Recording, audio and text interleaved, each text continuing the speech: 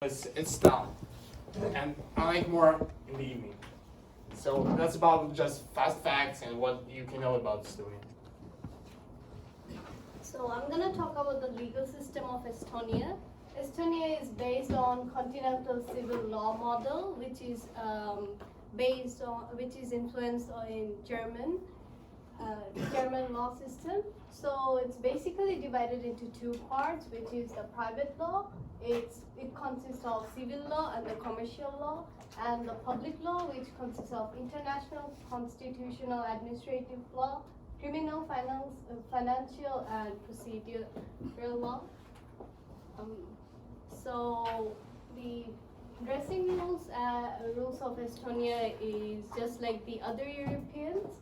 They sometimes wear casual clothes, which so often it's so difficult to actually differentiate between a businessman and an office clerk. So cleanliness and tidiness is actually very essential for Estonians.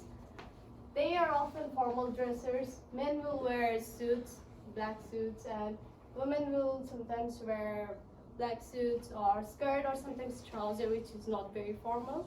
And in business meeting, it's a choice for men to wear dark suits and as well as women. And Estonians actually determine the success of other Estonians by looking at the quality of the shoe. Also, and for Estonians, being well dressed is a matter of prestige. However, some Estonians, just like I'm sorry. Yes, sometimes they. Okay, I'm sorry. It's okay. Okay, so I will cover cultural factors. The first thing I want to talk about is EKRE. The party is the far-right political party, and they have a youth organization called Blue Awakening. They have extreme thoughts and high pride as Estonians. These three are examples that they want to exclude, like immigration, sexual minorities, and multiculturalism. After the election this year, the party became the third largest one in Estonia, so we should monitor their movement due to international business. Next, I will describe Estonian features and their communication style. Typically, they are calm, reserved, individualistic, and speak directly. There is one old joke that most Estonians know. When the introvert speaks, he looks down at his shoes. When the extrovert speaks, he looks down at your shoes. There's no much difference, right? Estonians do not speak emotionally. Moreover, they don't like to pay attention to themselves.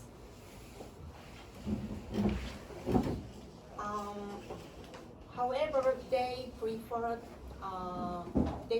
to speak straightly.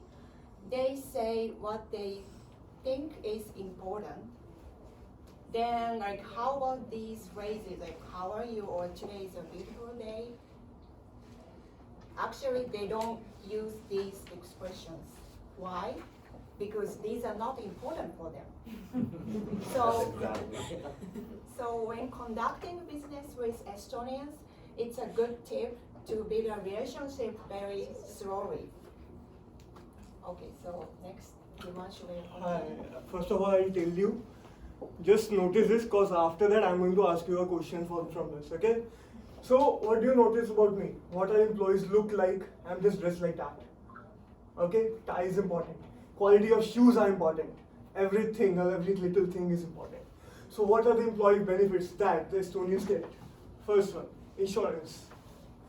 Life insurance is very important for each people living here, okay?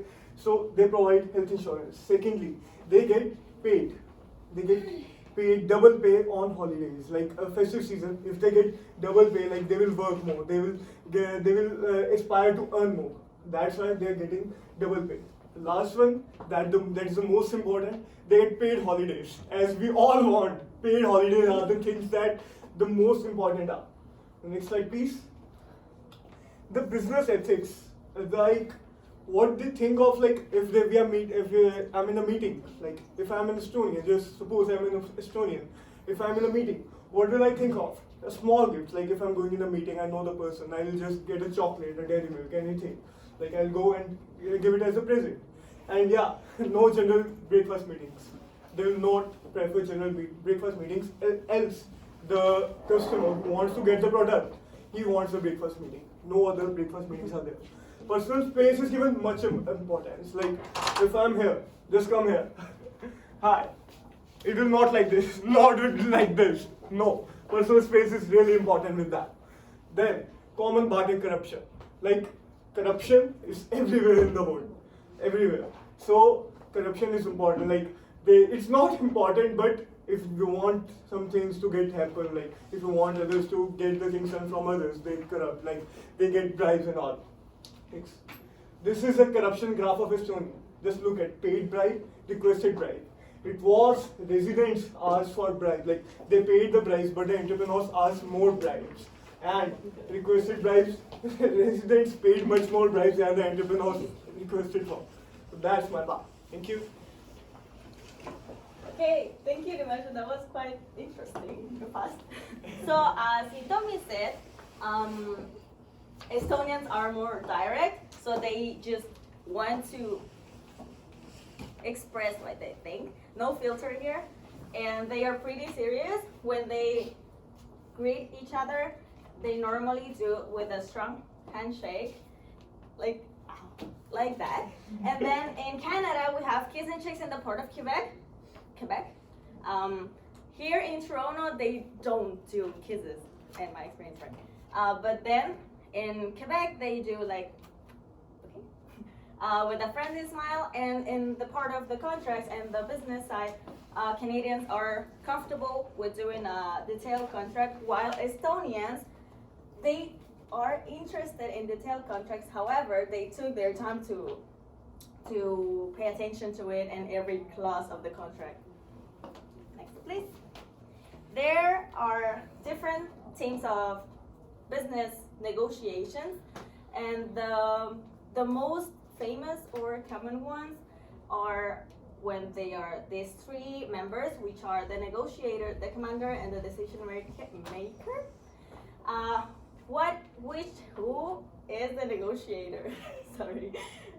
Who is the negotiator? The negotiator is gonna play the role I played at the beginning of this presentation, which is introduce ourselves, like, hi, we are gonna see these points, our main goals, blah, blah, blah. And maybe in some cultures, which is not Estonian, maybe Canada, they do the gift thing, so they give gifts. So the commander is gonna be in the same place of the negotiator and the decision maker. However, he's not gonna talk. He's gonna stay silent, but he's gonna be like analyzing all the situation, so he can come up with some ideas or proposes or anyways, but they keep their distance. The decision maker, he's gonna be, as the name says, he's gonna make the decision, the ultimate decision of the agreement. It doesn't matter if he disagrees with the other members. The other members can say, oh no, maybe this is not the right point, or maybe we can change that, but he's gonna say, I don't care. And then he's gonna say yes or no. Do you guys know what a win-win agreement is? No. Okay, just back this with me. Who said yes? Nobody. Who said yes? Oh my God, no, nobody said. What is a win-win agreement, sir? Well, it depends on how you look at it.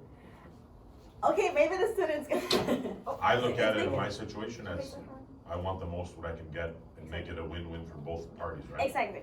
What's your opinion? The agreement in which both the parties are like, they both are satisfied with whatever obligations they have been. I like the word satisfied. Yeah. I was just gonna say that as long as they get something that both benefits both sides, that. So most of you, too, have an idea of what a great win-win agreement is. So I'm gonna tell you what the 5 main points of how to do a win-win agreement is. So the first one is various deals at the same time. So this can give your other party the flexibility to like, oh, maybe he's putting himself in my situation, like you can do this and I can do this, and that's good for both of us.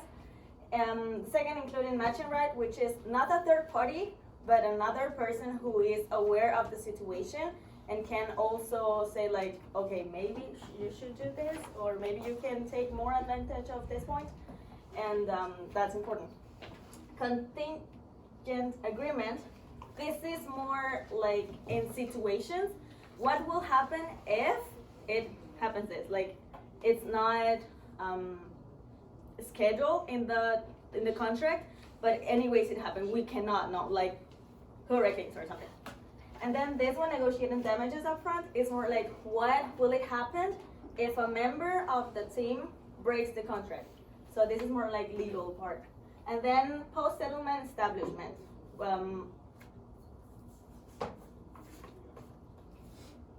This is best for both of them. So in any of these two situations changing, it's like an open contract, so you can always change the clauses or the next following clauses.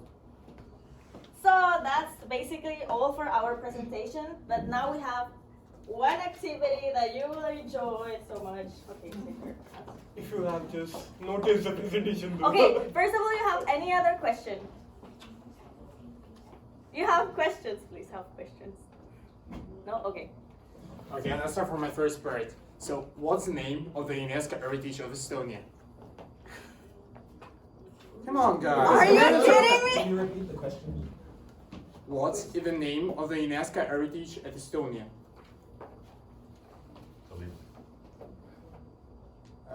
What's the name of the castle? Like, of the area? Yeah, this area. Oh, no. He has a report. Okay. No one else? Okay, guys, it's Stop Town. It was easy. Yeah. Okay. How we can answer all of the questions? I don't know. So my question is, what are the business dressing rules in Estonia? They were on Oh the my god, slides. that They were on the was easy, slides. guys. Formal. Dark colors? Yeah, formal and Shoes very important. She's gonna have quality to. of the shoes. Anything else? Dark colors? Yeah. No one else? And tie. Yeah. Yeah, that's. Yeah, excellent. That's good. Okay. So comes to my part. State at least one employee benefit. Okay, that was important, right? Sorry. Now you pay attention. Okay, so my question is how Estonians communicate?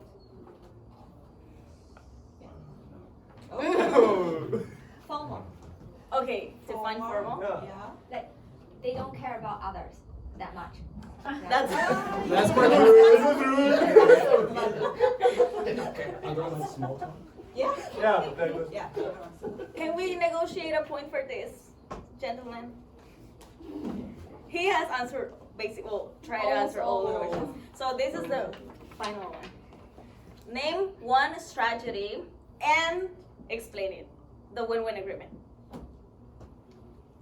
5, 4, 3. Are you kidding me? I just explained it. There are 5 Win-win strategies agreement, for bro. win-win agreement. You need to explain one.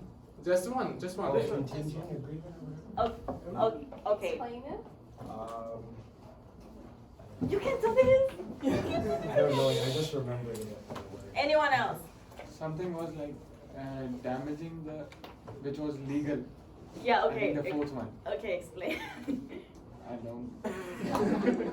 So that one is contingent plan, which is what happens if someone breaks the contract. I mean, if something happens, but outside your range, or and that one is the legal part, which is a person breaking the rules, basically the contract. Okay, yeah, doesn't matter. Yep. Yeah, you're good. That's no. You have done yet? Oh, so now we're gonna Yeah, time. because Because so in the thing it says two activities, so this is our So we're preparing the negotiation for you. So this is okay. May I have a what? Just send me paper, just send me a piece of paper. As you already guessed, I'm gonna be Estonian, but the number of handshakes I get today. He's Russian, so he's gonna. Yep. So this is a negotiation between a Canadian And Estonian. and Estonian. So, hi, Raman. How are you? Hi. So I was thinking that maybe it's not the best idea to change the interest rate in the duties between our countries. To be honest with you, it's the worst idea I heard this morning. Okay. So what about doing something that's best for us? So maybe we can do. Can you let me finish, please? So, I think that we should get rid of duties between Estonia and Canada for the permanent time. So, if it's gonna be profitable for both of us, we'll leave it as it is. You fine with this? Okay, sure. Sounds good.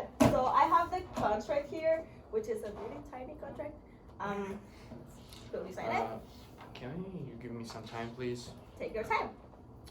I need the most. A month. Yep. Okay.